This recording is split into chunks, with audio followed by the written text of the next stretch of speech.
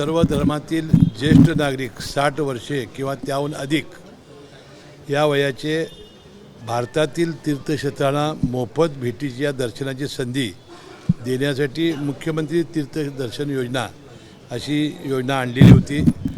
त्यामध्ये आपल्या जिल्ह्यामध्ये 20/9/2024 अर्ज मागवण्यात आले। 2146 अर्ज प्राप्त झाले आणि जो आम्ही इष्टांक दिला होता लोकसंख्येप्रमाणे प्रत्येक तालुक्यातला, त्यातले 800 लाभार्थी हे या 12 जिल्हा तालुक्यातून निवडले आलेले आहेत।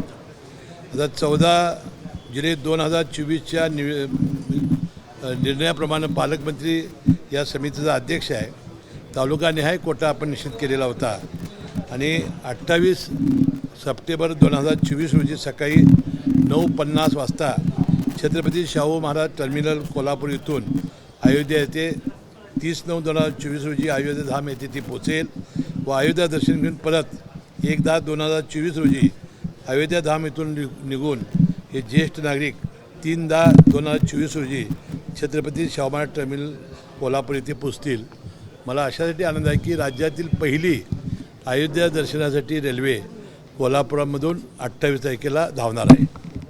दुसरं आपली जी योजना होती वयोश्री, कारण आपण लाडकी बहीण योजना ही 21 ते 65 वयापर्यंतच्या एक विवाहित आणि एक अविवाहितसाठी आपण केली आणि आता यामध्ये आपण वयोश्री योजना 65 वर्षावरील ज्येष्ठ नागरिकांना आपल्या त्यांच्या औषध पाण्यासाठी आणि इतर खर्चासाठी वर्षाला 3000 रुपये याप्रमाणे आपण अर्ज मागवलेले होते। त्यामध्ये 68,261 अर्ज प्राप्त झाले, 64,072 हे पात्र झाले, त्यापैकी 1,708 अपात्र झाले, त्यापैकी 96 प्रलंबित 2,481 आहेत आणि शासनानं दिलेल्याप्रमाणे जवळजवळ 62,161 लोकांची नोंदणी आपण केलेली आहे।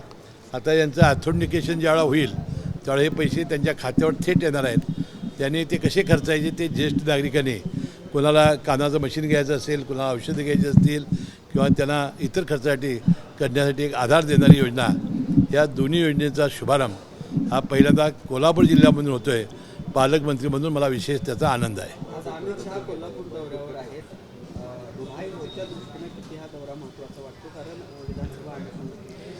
आता अमित शाह साहेब प्रामुख्यानं आमच्या शेटा पार्कमध्ये 1100 बेडचं जे हॉस्पिटल 1000 कोटीचं खर्च करून आपण बांधणार आहोत त्याचं भूमिपूजन आणि तिथं जे आपण हॉस्टेल्स, मोर्चरी, लायब्ररी हे जे आम्ही केलेलं आहे त्याचं लोकार्पण अशासाठी ते आणि जिल्हा मध्यवर्ती बँकेची विस्तारित इमारतीचं उद्घाटन। परंतु अनेक संघटनांनी आपल्या या पितृपंधरवड्यामध्ये कार्यक्रम करून याची विनंती केल्यामुळं मी विनंती अमित शाह साहेबांना केली, परंतु त्यांचा जो मूळ प्रोग्राम होता भारतीय जनता पक्षाच्या कार्यकर्त्यांना मेळावा पश्चिम महाराष्ट्रातील तो त्यांनी ठेवला आणि महालक्ष्मी दर्शनसुद्धा त्यांनी आज करणार नाहीत। ते आमच्या ऑक्टोबरच्या पहिल्या किंवा दुसऱ्या आठवड्यात ज्यावेळी येतील त्यावेळा महालक्ष्मीचं दर्शन घेऊन, कारण ही सासुरवाडीची महालक्ष्मी आहे त्यांच्या, त्यामुळे ही स्त्री जागरण आहे आणि आपल्याला माहिती आहे की महालक्ष्मी ही तिरुपतीहून आपल्याकडे आलेली आहे। मी परवा तिरुपतीच्या दर्शनाला गेलो, तिथले लोक म्हणत होते की महालक्ष्मी कोल्हापूरला आल्यामुळं ही लक्ष्मी आमची सगळी महाराष्ट्राकडे गेलेली आहे आणि त्यामुळं आपला पहिला किंवा दुसऱ्या आठवड्यात हा कार्यक्रम होईल। आता जो त्यांचा भारतीय जनता पक्षाचा आहे की आता सर्वच पक्षामध्ये आता जनजागरण करणं, मेळावे घेणं, यात्रा काढणं, कार्यकर्त्यांना या निवडणुकीत सज्ज करण्याचे प्रयत्न ते करत आहेत। तसेच अमित शाह साहेब पश्चिम महाराष्ट्रातील भारतीय जनता पक्षाच्या कार्यकर्त्यांना करण्यासाठी आज येत आहेत। नवी मुंबईच्या APMC मार्केटमध्ये बांगलादेशांची घुसखोरी त्या ठिकाणी आहे असा आरोप नरेंद्र पाटलांनी केला आहे। खरं तर माथाडी कामगार म्हणून बांगलादेशी त्या ठिकाणी पाहायला मिळतात, याची काय मला माहिती नाही। आता गृहमंत्री असताना त्यांनी वक्तव्य केलेलं आहे, गृहमंत्री तपासतील।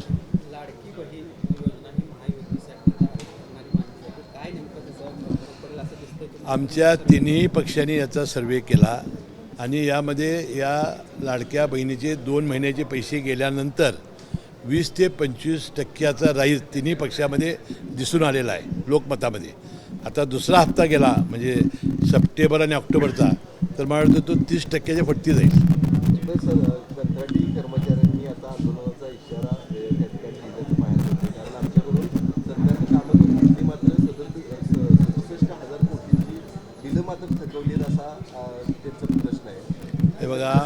महाराष्ट्र राज्य हे सर्व देशातलं एक श्रीमंत राज्य आहे, असं कधी होणार नाही.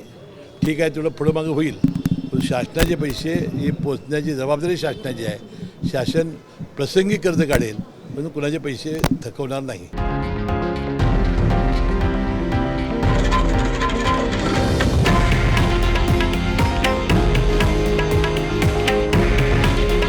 हे आहे देशातील नंबर 1 न्यूज नेटवर्क आणि आपण पाहत आहात TV9 मराठी. काळजी तुमची, हित महाराष्ट्राचं.